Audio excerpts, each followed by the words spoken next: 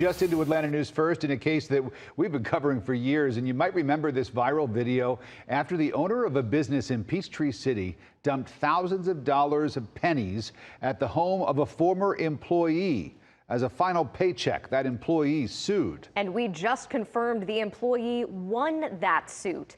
Miles Walker has been ordered to pay the former employee and 8 other people $39,000 in back pay and liquidated damages. Check out the Atlanta News First app for our coverage of this story over the years and to see more of this video.